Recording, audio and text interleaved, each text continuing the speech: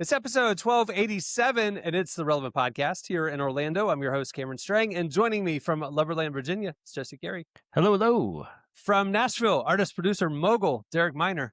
What up, though? And just down the street there, our managing editor, downtown Emily Brown. Hey, y'all. Are you guys doing okay? I'm not going to belabor the winter stuff, but last week there were storms. There's still storms. I know, Emily, you lost power for several days.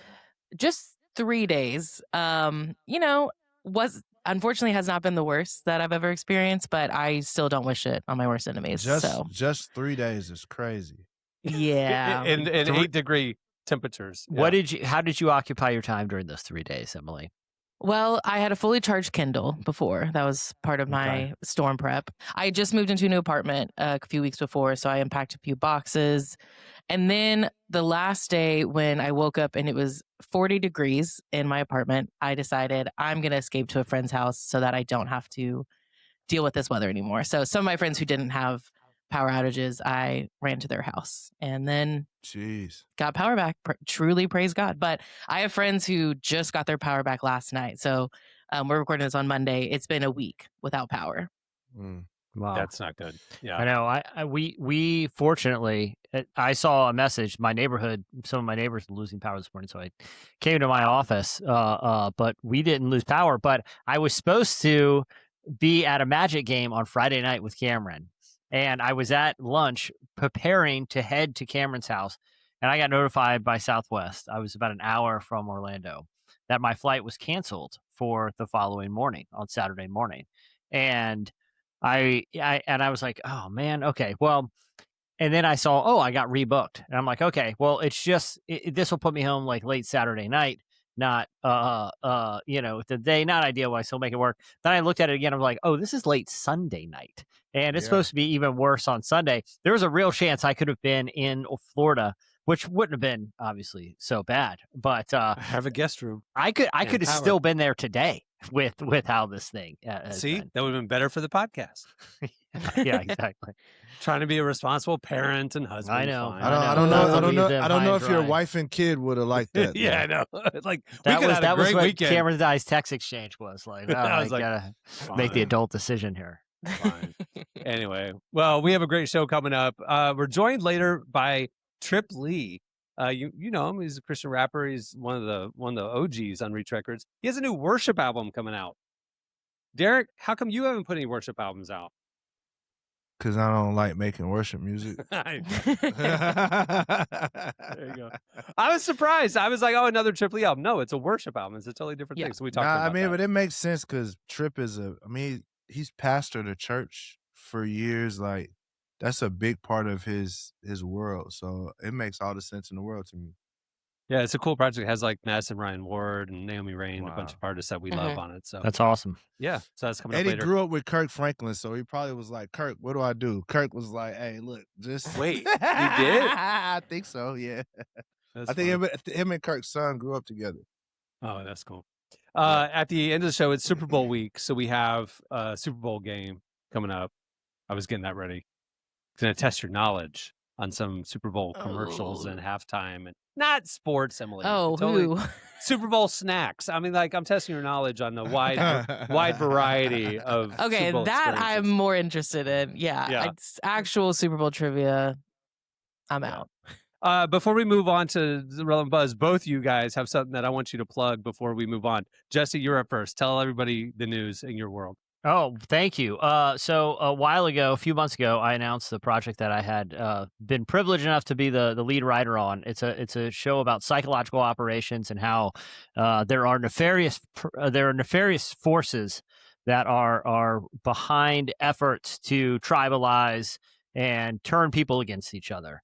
And the reason that kind of it seems so toxic online a lot of times is actually like really kind of strategic efforts by people who want to see neighbor against neighbor, people divided. And so we do a deep dive into this, into the world of psychological operations and psyops. It's hosted by a guy named Sean Ryan. Starting this week, you can get Target Intelligence Psyop with Sean Ryan wherever you get your pods. And yeah, I'd love if people check out an episode. It was fun to make like a docu-series style. We got to talk to a lot of people. Actually, one of the people we talked to Frances Haugen, who appears in episode 1. She's a former Meta Facebook whistleblower.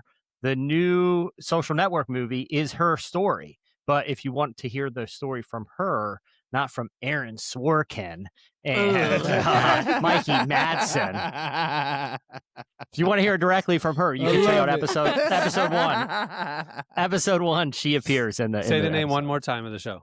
It's called Target Intelligence Psyop with Sean Ryan. Okay, I thought you said Targeted Intelligence Cyclops. That's a totally different show. That's season 2. That's Okay, season got it. 2. It's And like we're that getting thing on into- Intelligence Cyclops. Cyclops. It's that Yo Gabba Gabba character with one massive eye. It's the backstory of his origin story. And weirdly, that's actually Social Network 3 is based on that story. So they're taking a different direction. But yeah, Anyway, if people want to check it out, very I'd cool. appreciate it. Derek, tell everybody your podcast news. So, me and my partner Paris Careers just dropped a podcast called "You Can't Say That in Church," and if you want to listen to commentary on everything that's happening in the world from your old hood uncle, come holla at me. I got you. It's on you YouTube. go to derekminer.com. It's on YouTube right now. The first episode was Drewski clowning the church, so that was a pretty fun episode to record. But yeah, we're having good fun. Talking about everything from Christian rap to church to little politics, not a lot, but just really I feel like as far as in the urban culture, that a lot of times our voices aren't necessarily heard by us, so there's a lot of conversation around different things. So it's just like, man, like Christian hip hop culture, fashion, all the things, come out at me. I got you. So You Can't Say That in Church. When I first saw that name, I immediately went, well, the F word. Oh, That's not what it's about. That's episode. That's episode 2. Is yes, actually all episode about that 2. word. I mean, We hey, just look, list. it's not. I'll tell you the truth. I drop a few N-bombs on there. This is not the relevant podcast. So if you are relevant after dark, you got to come holla at me. But Derek, I It's feel gonna like hit that. a little different.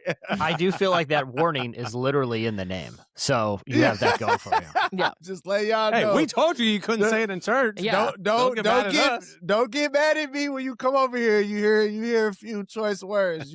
Y'all already know I use them anyway, so this just is what it is. This is my podcast. I'm gonna do it how I want to. There you go. All right. Stay tuned after this quick break. It's Relevant Buzz. Okay. It's time for Relevant Buzz. Tell us what's happening at the intersection of faith and culture this week, Emily. Okay, so this weekend were the Grammys, and it was a pretty fun one, but there was one moment that just by far stood out throughout the whole ceremony, and that was Jelly Roll's acceptance speech for Best Contemporary Country Album. His for acceptance sermon. You mean? sermon. Yeah, sorry. He not took him not to to church. disrespect Pastor Jelly Roll, but no, he's been preaching, and I just want y'all to hear what he had to say because it was so beautiful and so moving. There was a time in my life, y'all, that I was broken.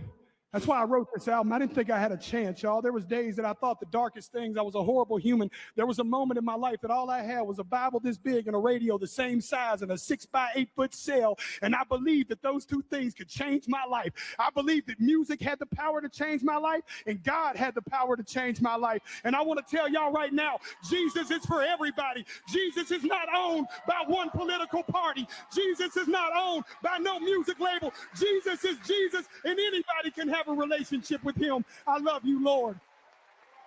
I love it.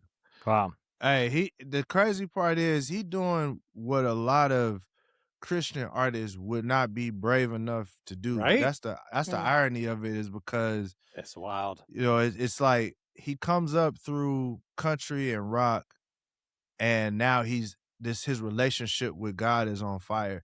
And it's such an authentic thing. A lot of times I feel like Christian music, when we talk about God on those stages, feel very performative as opposed to like, nah, this is what this man is really feeling. So that is not super dope. With all this, like all these celebrities and athletes, and I mean, we were talking Khloe Kardashian a few weeks ago.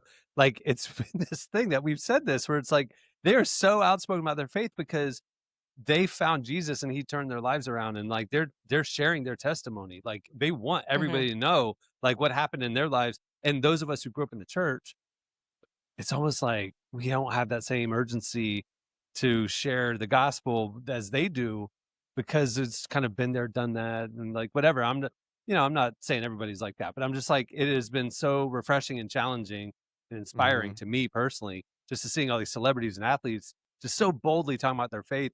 They don't care who's listening. They want you to know about Jesus. I love it. And I think sometimes we can take for granted all of the sermons, the youth groups and all those different things, how impactful those things are when you have an abundance of it. But when you're in the middle of the darkness and God calls you out of the darkness and you weren't even looking for him, it's going to hit different. And you see that it's hitting different for different people, to where that passion, there's no shame in it, because they don't have the baggage of awful Christian raps and weird youth group camps and all they'll that. tease me if I'm the weird Christian and I'm in high school. They don't have none of that baggage. It's just, nah, I love Jesus and I don't care who hears about it. So I love it. That's dope. Also, I want to give a special shout out to my homeboy Fuchs and his daughter Aura V. She's the youngest Grammy winner in history at 8 years old. What'd she do? So they did her and her dad did a song together, and they won a Grammy. I'm just happy because he used to work at Rocketown, and he was one of the first guys to help put me on stage at Rocketown early on in my career. So best children's music album.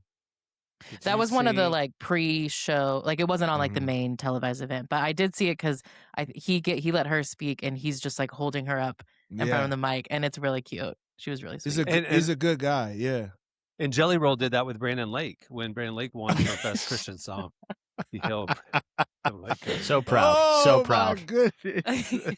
Did y'all see the D'Angelo Roberta Flack tribute with Miss Lauryn Hill and all the all-stars? It was. You did. I said it last night, man. It's 11 and a half minutes long. And it is one of the most significant Grammy performances. It'll go down. Iconic celebration of incredible artists that passed away in the last year, and it was unreal, man. You got to watch it. It's great. Anyway, all right, what's next, Emma? Moving on. I want to talk about the results from a study that came from Harris X and the Faith Media Initiative, because they took a look at how audiences really feel about all of this faith in TV and movies that's coming up. Kind of like you said, like we've been covering this obviously for years, but there has been just more of a surgence of faith in movies, TV, even music. And so they want to know, not just The Chosen, to be clear. We're talking like in that show Beef, where like they go to church and like like it's like Jesus and faith just showing up in different places, or like in Nobody Wants This, the Jewish faith, the rabbi stuff. Yeah, that guy. Okay. So the researchers, they showed 12,000 participants, over 100 scenes from movies and TV about just different representations of faith, whether it's, like we said, Christian or Jewish or Muslim, whether it was to kind of treat it as a joke or a stereotype, or if it was more sincere, talked about doubt, just to really get like, how do they actually feel about this? And overall, viewers actually really like faith in TV shows and movies, including atheists and agnostics. The big key thing is they want it to be done in an authentic way. Whenever they saw scenes from like just like Broad City was mentioned, like there was some sort of stereotypes about Jewish people, those got kind of negative reviews. But then shows like Nobody Wants This, that shows more of an authentic wrestling of faith, or shows like Beef, wrestling with Christian faith too, those had really positive reviews. And overall, 92% of consumers said that they are open to faith representation and entertainment. 92. Wow. Let's go. Yeah. So there's an opening. Yeah. Faith, everyone, I was thinking about this today. Everyone has faith. There's not a person that is faithless. Even if it's just like, I don't believe in God, I believe in myself. You have faith. Like you have faith somewhere. And I think when we take and trivialize that, going back to even talking about the Jelly Roll, and it's not trivial. That's why it's respectable. That's why when you see him on the stage, it's not, he's saying Jesus is for everybody. It doesn't matter your political party, doesn't matter your color. Like he's saying, he's not doing what you see some Christian leaders do, where they try to use faith to align themselves with power. And I think that that's the key thing we're seeing here is people want something authentic. I don't Yeah. care what you believe as long as it's authentic. Even if I don't agree with it, I'm okay with it as long as it's authentic.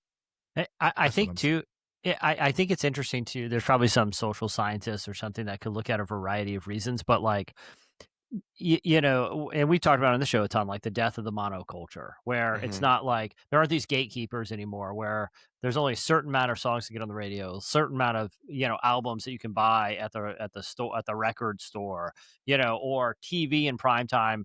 There's only gonna be so many sitcoms on, and you know, so there was like this incentive to make everything palatable to everyone and kind of strip it of conversations that might isolate one group or another, you know? And I think an unintended outcome of that was like you saw religion go away in a lot of stuff, or you saw it done in a way that might not, that was more like maybe commercially viable, but not as personal as authentic, because the goal was we have to appeal to as many people as possible because there's only so many avenues. And if you isolate somebody, that limits sales.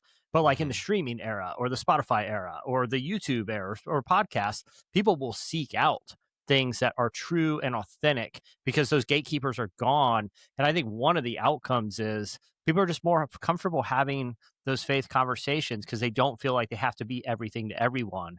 And I think the unintended consequences of that sort of bifurcation of the way that people consume media is these great conversations and really authentic, you know, expressions of faith are emerging, you know?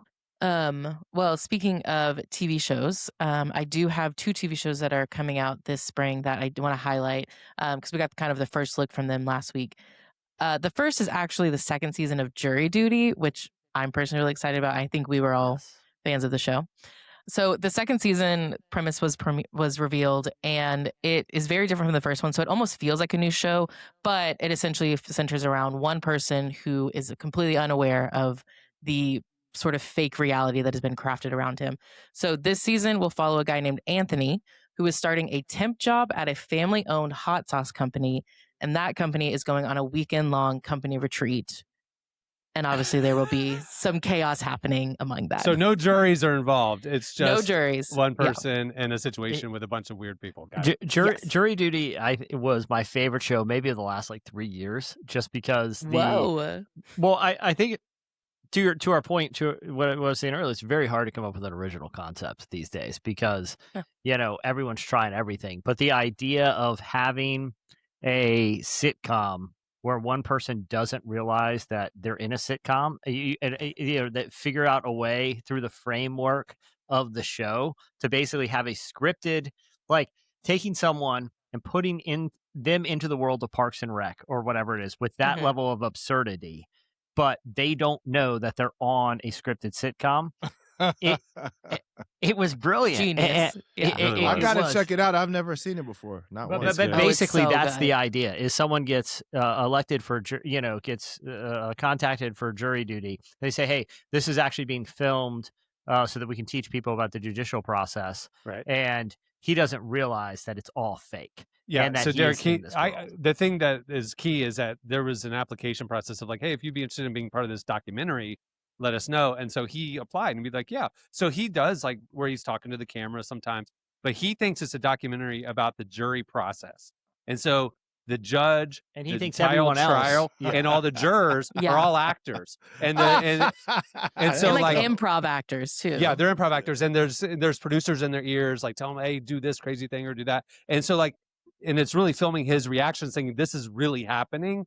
It is. Also, it's not. brilliant. It's like almost like a twist on the Austin the Punked thing. It's like Yeah, a yeah, twist yeah, on that like- a little Oh bit. yeah. It's like that, but there's a whole season arc. Like it really is. They have to solve this.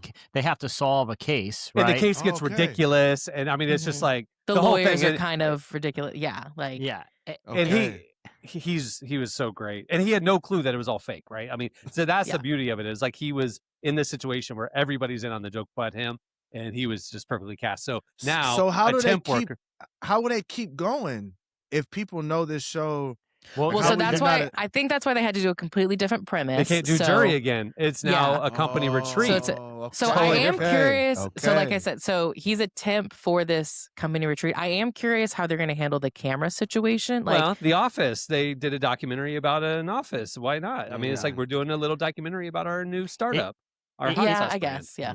It's like Scare Tactics. I don't know if you guys watch Scare Tactics. That's more hidden camera, less documentary, where people don't realize. But basically, they Lots take of Cyclops in that show. It's Exactly. terrifying. But they basically they create a scene from a horror movie and drop a normal person in there, and they don't realize they're being filmed. And it is, I mean, well, they Netflix like love it. recreated a version that's like a knockoff, but the original Scare Tactics, there were some that I laughed so hard. You know, like someone actually thinks they're in the middle of an alien invasion or Children of the Corn or a Bigfoot attack. This is such Or a zombie. specific That is- genre. That Like, is so terrible. that's so. That Where awful. is that? It's so Because I good. might watch that. Where is that? Where do they stream it? Well, Just watching people suffer, bro. I'm sure. Listen, I'm sure some highlight sketches are on YouTube, but it aired on Sci-Fi. I'm sure it's on some. Sure, I watched it when it was on, back in the day. But I'm sure if you just put in Scare Tactics on YouTube, some of the best bits are on there. Well, I know what I'm doing later. Oh, Yeah, exactly. Emily, let me know. I have one buzz item I wanted to bring after Emily's done. I don't want to Got be it. disruptive. Okay. Well, I do want, I'll quickly mention this one then. There is another show coming out from HBO called Neighbors. And this is also a reality series that takes a closer look at sort of those neighbors that we all like, the ones you kind of side eye judge a little bit. But it's a reality show getting to know just these kooky neighbors.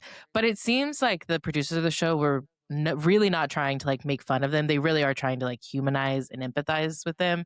And It's like the trailer, which you'll play here in a second. It's like neighbors fighting over like the fence or that really mean lady, the HOA lady in the block, or the crazy house on the block that nobody's ever seen, that people come out of the house and like, and the neighbors talking about. So then they're getting to know that they're trying to build bridges of all these like quarrels and misunderstandings and assumptions you have about your actual neighbors. It's A24 and HBO. It looks fascinating. And I'm a big bridge building empathy person of like, get to know the other. Don't otherize that person who's different than you. Get to know their story. And so it's like that crazy mean lady on the corner. Maybe, I mean, she's got a story. Maybe she's crazy and mean for a reason. And, get to know her and don't just I just vilify want her. you to stop calling the HOA because I forgot to pull my trash can in Tuesday evening. That's it. Look, I love we all got a story. I believe, but whatever has you snitching on my trash can,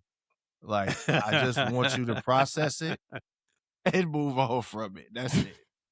There it is. well, yeah, you can watch the show when it premieres on HBO on February 13th. Sweet. Right.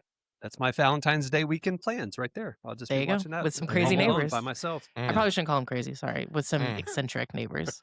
Praise I is fine. have one more that I'd like to bring to the table real quick. Please. It's we're in a time of the year where there's football's over, basketball is happening, but it's not quite the playoffs. There a lot of teams are like resting players. Half the games I feel like aren't really all that competitive. There's we're in the kind of that lull with sports, especially after the Super Bowl. It's really there's not a ton of options. And I came across something was fed to me in the algorithm. And it was from a clip from what's called the Medieval Combat League. And it's basically like LARPers, right? And I was like, dude, I've decided I won't be getting into this because the clip I was served gave me, it can't get any better than what I saw in a clip. So I'm going to tee it up because I've watched this clip literally dozens of times. And we're going to have to play it a couple times. It's only 12 seconds. I'm Got it. excited. And I'm it excited. is. It appears, and I didn't even want to know too much because the story constructed in my mind is probably better than what it is. But it Right. appears to be during one of these medieval combat tournaments where there's two teams kind of going at each other and they're wearing armor. But have you guys ever played a game? You see this sometimes in pool basketball where somebody is just taking it way too seriously. There's only one way to get to the hoop in pool basketball. There's no jump shooting. It's impossible. You just storm your way in and you dunk. There's always one guy that takes it a little too seriously. I have to assume that in this medieval combat league, it's like you get points for like tapping the other way. Like you're not actually trying to hurt each other. This is a clip of one guy who seems to be taking it way too seriously. Now, to be fair, everyone has swords and shields, but for some reason, he has chosen an axe, a very long-handled axe. And like a real axe? Like a real axe. And his strategy appears to be targeting individuals who simply aren't looking, because the axe is certainly an inferior weapon. I want to play this a couple times, and I just want you to watch his technique, because he does the same thing, which is to find someone not looking, go directly for the head, and then already be winding up for the second shot. Everything I would want to see in the Medieval Combat League was accomplished in this clip. Here we go.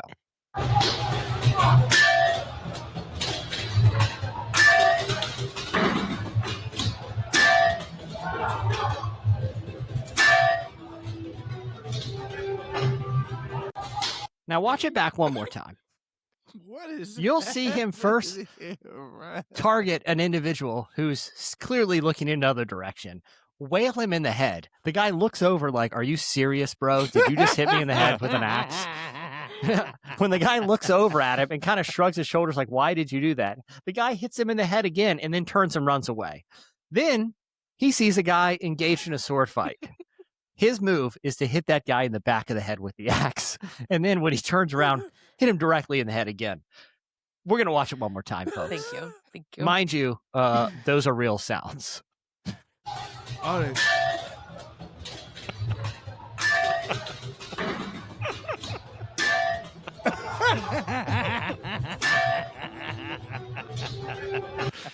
so are they using real hardware? Like, what is that? This is real axes? They're using real an axes axe to a sword fight. That is but insane. it doesn't seem like that's the intent of this thing. What is that? What's the point of what is the point of this besides hitting people in the head? Why they not looking? I've decided not to ask those questions and what? just You know, project. you know what this really reminds me of is literally last night somebody said it's the 1 year anniversary of the boat dock fight, and I watched the entire 4 minutes of it again, and it's like it's all punches and punches and punches and stuff, and then at the very end one dude went and got a folding chair, and he comes up behind everybody with the folding chair, and then would move on to like hit the lady, she's down, he'd go get the guy. That axe guy reminds me of folding chair guy. They were at a fist fight. He brought a folding chair to a fist fight. That dude brought an axe to a sword fight. And not only that, I love his style. It's like the least honorable. I'm going to go and just wail it's really people in the long head too. who The aren't sound looking. is crazy. Who aren't looking. The sound is what sets it off. It sounds like a video game. I'm not gonna lie, or it sounds like somebody put those effects in there, like that. That's not actually there. Like, but you know, that's got to be a pretty small world. You know, they all know each other. You're like, "Are you serious, Doug? Are you serious?" Yes. He's just walking around the ring trying to find someone And not looking at I just him. imagine Doug without his helmet on. He has a beard that's braided. Braided! And Oh my he's- gosh, like he has a knot right here. Yeah. Yes. And he's receded, but this is still here. What I Really thin. But it's all pulled back into a man bun, but it's like real thin on top. That's exactly And what he's- Doug looks like. What I Five love good too- strands. Hold on. 5 of them. And he's like listening to Metallica on his way to the Yeah. joint.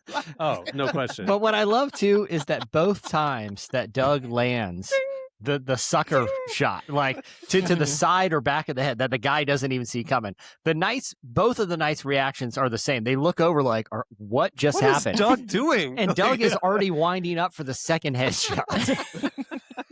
He's got to get to it. What's crazy? Okay, I want to know about this act. So my college, our mascot was Lumberjacks. At freshman orientation, we all get axe handles. There's no like actual axe on it, but we have like an axe handle, and you get to like decorate it. You bring it to games and stuff. Those things just to handle are heavy. Like Yeah. they were definitely handing out weapons to freshmen at my college, but like the fact that he was hitting them twice, and it just makes it like. I have questions about the armor and the weapon. The weight. Yeah. I've watched it so many times. Like at one point, it dents the guy's helmet. You got to imagine in this league, there's some sort of this like cost $89. There's got to be some sort of gentleman's agreement of like, all right, no we're, axes. obviously we're not trying to actually hurt each other here. But Doug might have had a frustration with them. Maybe he just went off the rails, and it's like, you know what? Yeah, I'm gonna ring your bell. Like, it's like he's hitting them in the head so that it hurts. They Like, won't let him in that scene, in the sword fighting scene, and he's just seething back there, and he comes in with his axe. I'll tell you, he got an axe. He has an axe to grind. Yeah, no. So your Cameron, your theory That was an is Emily joke. Your theory is like he gets to the tournament with his team or whatever, and they have already picked over the weapons table, and all that's left is the big axe. He's like, "Are you kidding me?" And they're like, "No, Doug, you can't be in this battle because it's a sword battle," and he's like left out, and he's so seething. He's like, "All right, fine. Do y'all want to go to battle with me with an axe?" And he's just dancing on the sidelines, just trying to find people not looking to wail directly in the head with it. He's just waiting, like and then backs up. Backs up every time.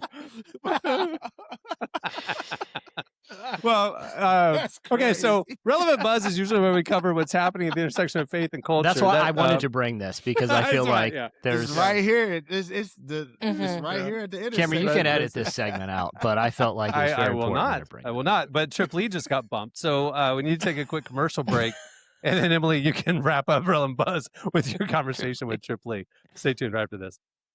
All right. Okay. So part two of relevant buzz. You talked to Trip Lee about his brand new album. Tell us about it.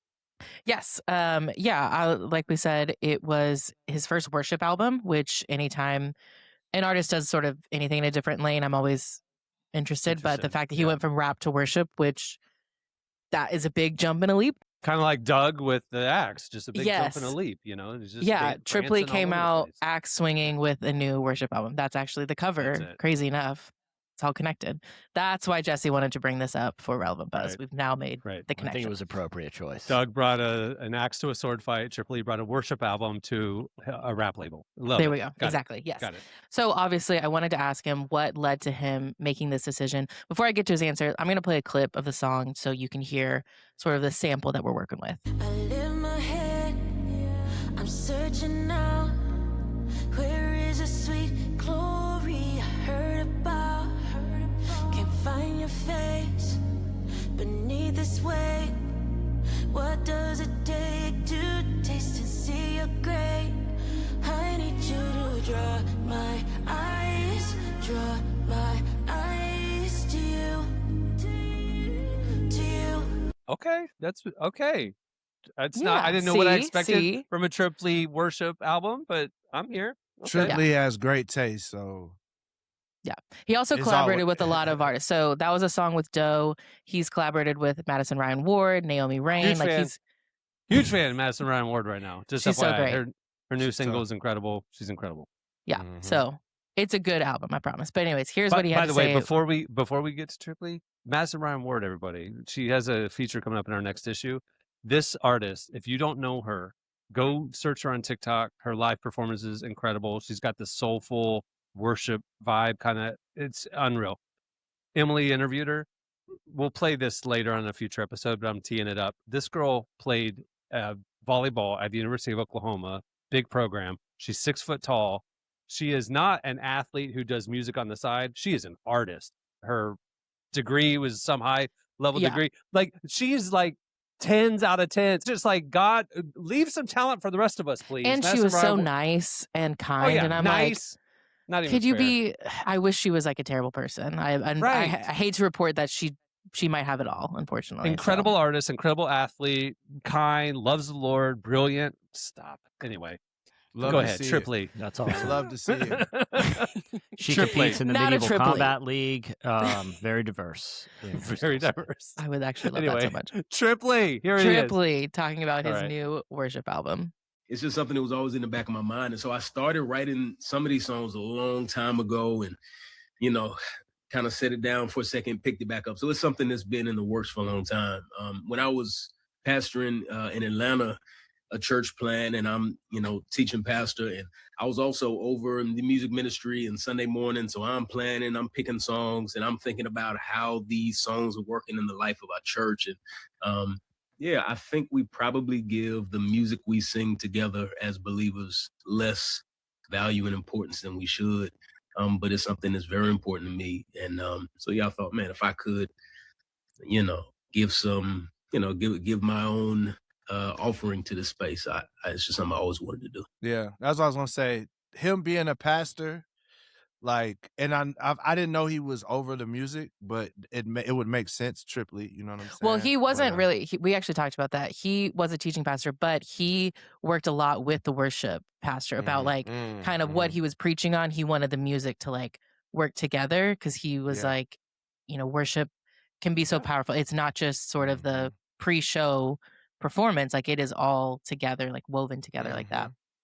So Should be. I love it. I should I be, love it. So what I really appreciate about this was not just him trying something new for the sake of trying something new. Like he clearly has thought about this for a long time and is very near and dear to his heart. So I did ask him, after this many years in his career, why was this finally the time for him to release the worship album? This wasn't like my planned time. I had planned for it to come out a long time ago. But there are other ways where I'm like, I think there are ways that I grew as a songwriter and a producer, that the vision kind of crystallized a little bit more. And so I'm really grateful that now's the time. And I think also in a season culturally where there's so much going on all over the world, I think sometimes we can be tempted to think like, oh, well, why are we making like happy, why are we making music praising God when there's so many hard things going on in the world? And I've tried to write these worship songs in a very particular way where it doesn't seem like we have to leave the real world outside to praise God. We don't have to pretend life isn't hard to celebrate together how good God is, but we can say life is really hard and God is really good in the same breath. I love that. That's timely. Mm-hmm. Let's go. For Your Glory coming out this week, and should definitely add it to your rotation because I will be adding it to mine. So it's coming out this Friday while this episode's out. That's when it's released. Great. Well, look at that. Your first look at Tripoli's new worship project. Love it. All right, stay tuned. After this break, it's Slices. Quick one. Okay, it's time for Slices. All right, what do you have, Jesse? All right. Well, I feel like I'll you keep already this- brought your slice, so this is like a bonus slice. This is a bonus. This is the old twofer. Before I was preparing for my trip, where I failed to meet Cameron for the basketball game, I was watching the Weather Channel, very concerned about what was happening in this winter storm. And Jim Cantori was on, and he was talking about how Miami. Jim Cantori is like the. Do you guys know Jim Cantori? Am I the only one who knows him by name? He's like the main Weather Channel dude, bald guy.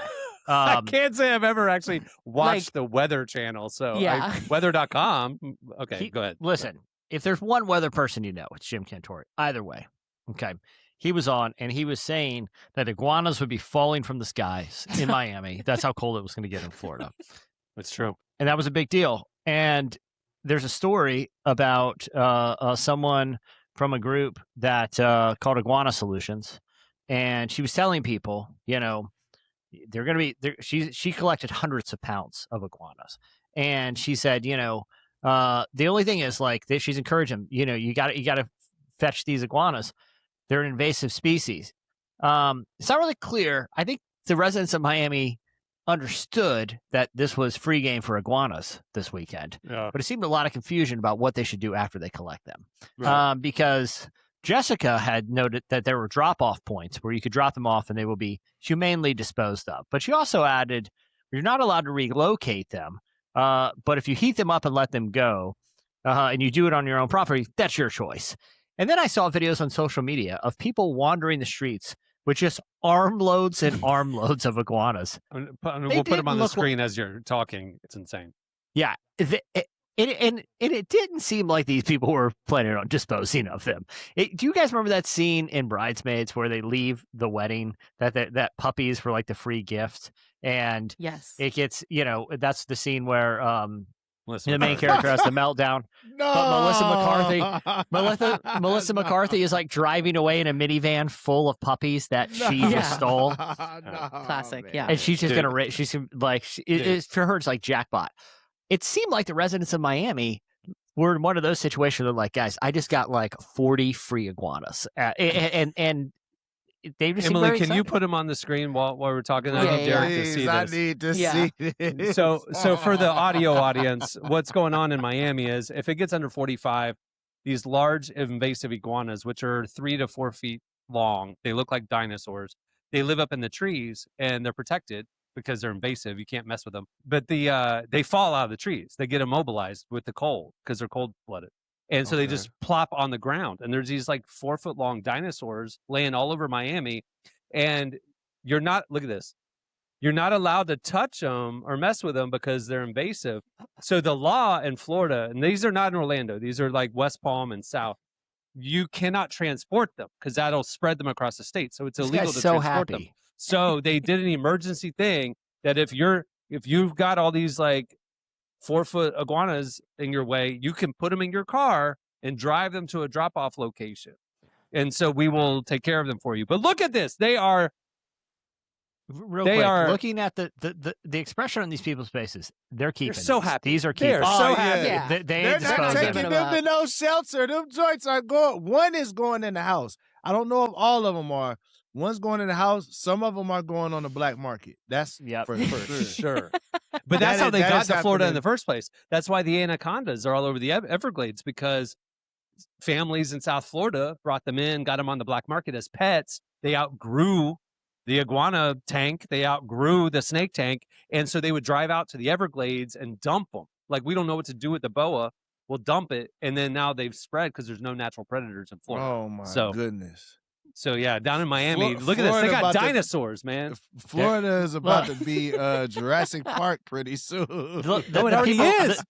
The lady from Iguana Solution says, literally, please do not thaw these out. Please don't do that. And these are people with hair dryers drying them out and putting them on plastic horses at their house. Hold on, why did she say don't throw them out?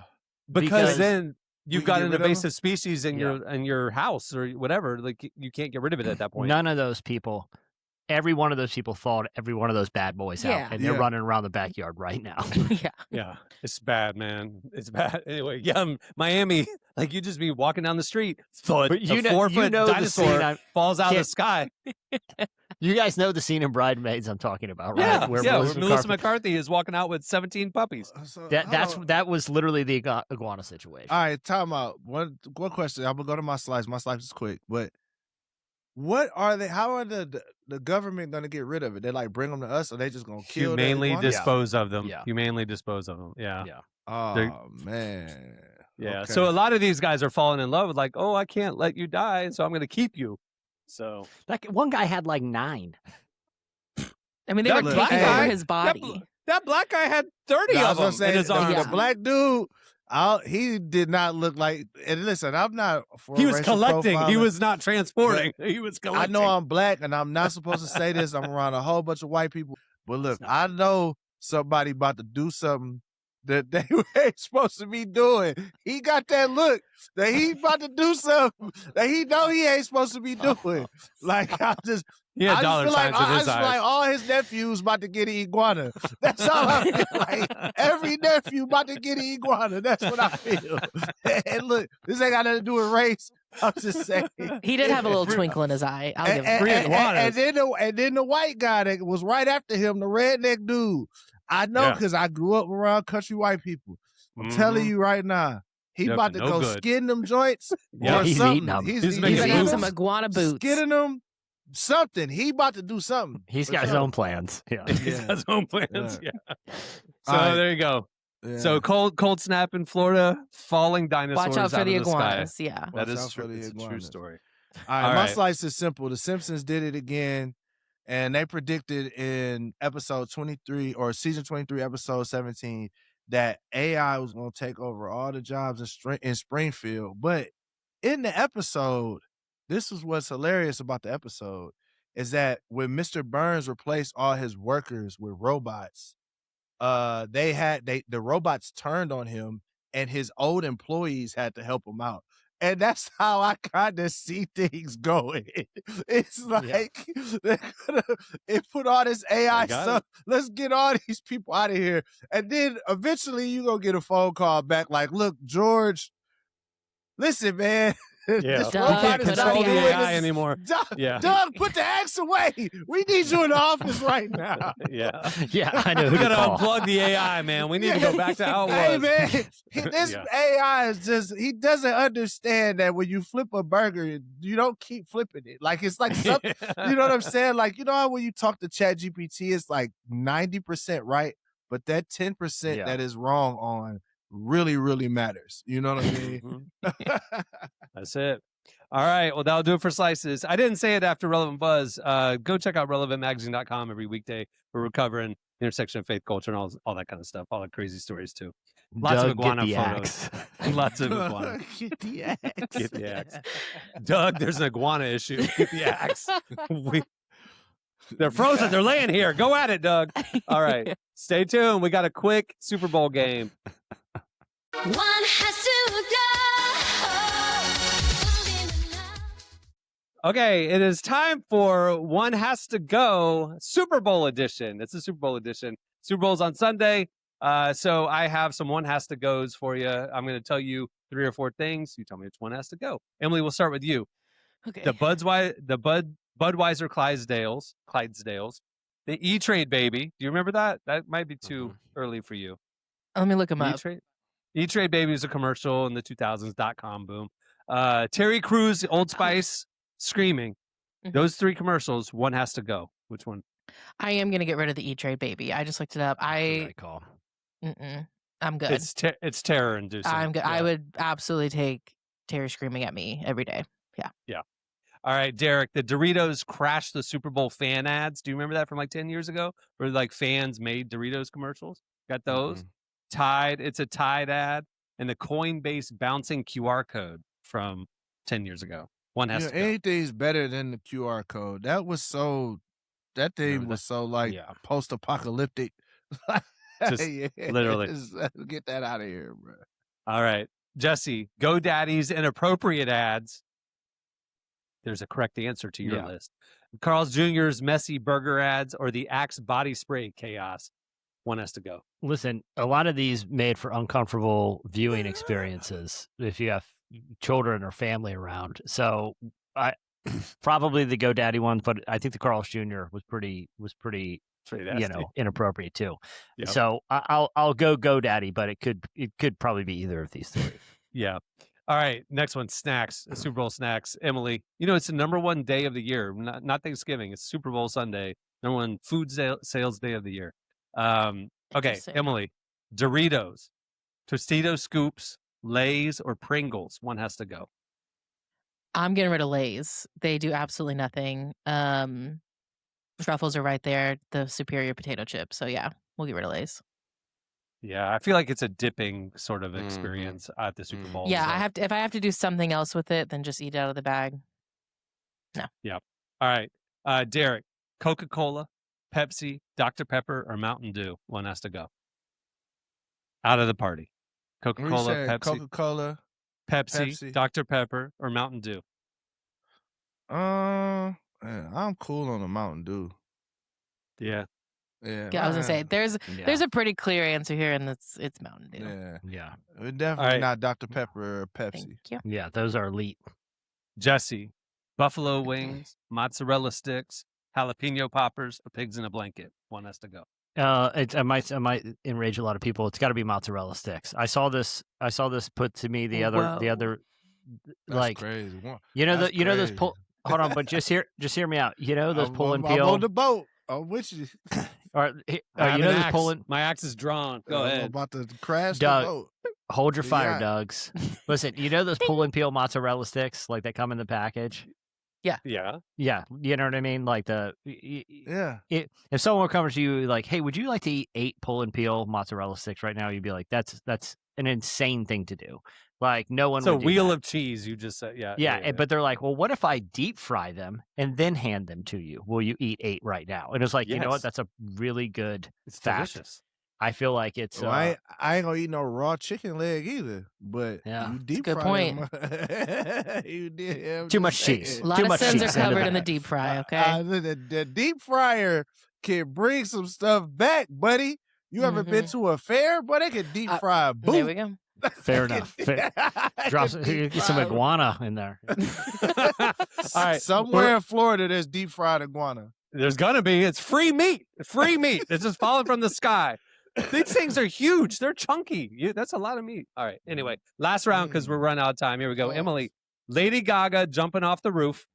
Bruno Mars, Xenergy, Black Eyed Peas, Technical Disaster. I don't know if you remember that. Or Beyonce's Black Panther formation. One has to go. Ooh, that's tough. I think I'm gonna get rid of Bruno Mars, just because of those four. That one was the least memorable to me.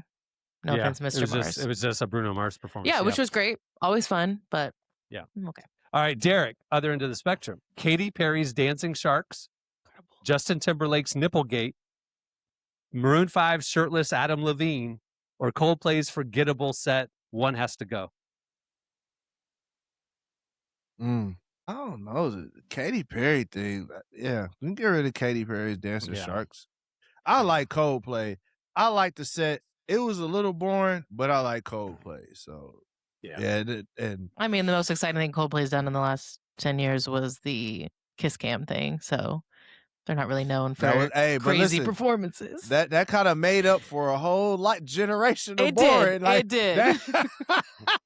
A Coldplay concert ain't boring anymore. It's like, where's the camera pointing the whole time? Everybody's on alert. There's a Pepsi commercial that actually references it now, which is crazy. Oh, that's funny. All right, Jesse, this is props. Okay, last one. Shakira and J-Lo's Pole, Usher's Roller Skates, Dr. Dre and Snoop's Lowrider, or The Weeknd's Masked Dancers. One has to go. You got to go with the poll. Like I said, you want to keep this as family friendly as possible here. You know, Okay. Let's keep it comfortable viewing. We don't teach kids about, Mommy, where do they dance with the pole? Yeah. Okay. That's great. That's it. One has to go. Super Bowl edition. Hopefully that'll, I don't know, some good stuff will come out of this year's game. Some new memories. Besides politics. Yeah, for real. Anyway, I think it'll be good. It was cool. He cried at the Grammys. You know, he was I know, it was moved. sweet.